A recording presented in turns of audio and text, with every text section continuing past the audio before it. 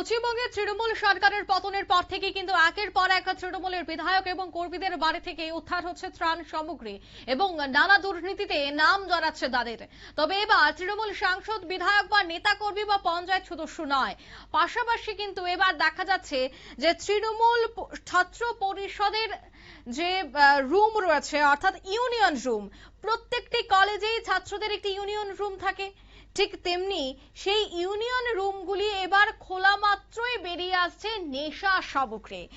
তৃণমূল ছাত্র পরিষদ অর্থাৎ টিএমসিপি, সেই ছাত্র পরিষদের রুম থেকে নেশা সামগ্রী উদ্ধারের ঘটনা বারবার সংবাদ শিরোনামে উঠে আছে।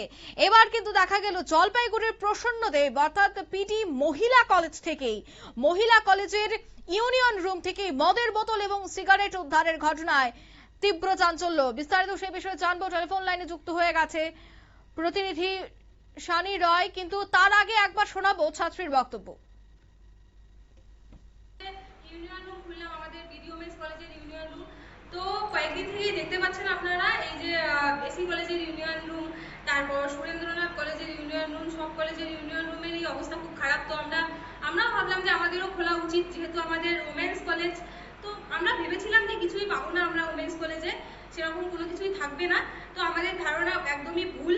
আমাদের কলেজে যতদিন এই দিদিগিরি ছিল, দিদিগিরির আমলে আমরা ভাবতেও পারিনি এত, মানে ভাবছিলাম, জানতাম যে এত বিশৃঙ্খল একটা অবস্থা ছিল, কিন্তু ব্যাপারটা হচ্ছে আমরা ভাবতে পারি না যে এত এর পরিমাণটা এত বেশি হয়ে যাবে। ব্যাপারটা আপনারা শুনলেন ছাত্রীর বক্তব্য। সে বিষয়ে আরো বিস্তারিত জানবে, এরপর টেলিফোন লাইনে যুক্ত হয়ে গেছে প্রতিনিধি শানি। শানি, ঠিক কি জানতে পারছো?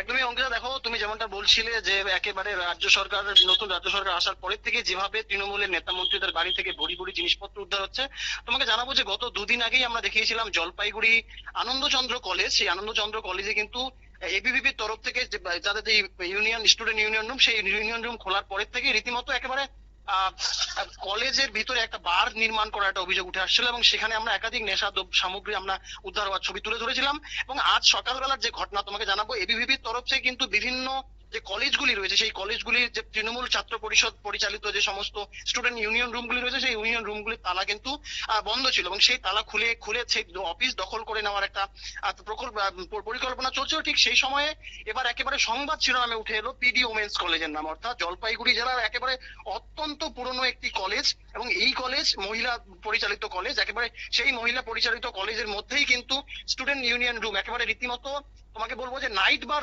বানিয়ে ফেলা হয়েছে। একেবারে রুমের মধ্যে ডিস্কো লাইট থেকে শুরু করে একাধিক নেশার সামগ্রী, বিয়ারের বোতল, মদের বোতল, গুটকা, একাধিক জিনিসপত্র কিন্তু উঠে আসছে এবং যা ইতিমধ্যেই সামাজিক মাধ্যমে ভাইরাল হয়েছে, যার ভিডিও। সে এই ঘটনাকে ঘিরে একদিকে যেমন জলপাইগুড়ি রাজনৈতিক মহলে একটা চর্চা, পাশাপাশি পিডি ওমেন্স এর যে সমস্ত পড়ুয়ারা রয়েছেন তাদের অভিভাবকরা কিন্তু একেবারে উদ্বিগ্ন চিন্তিত রয়েছেন।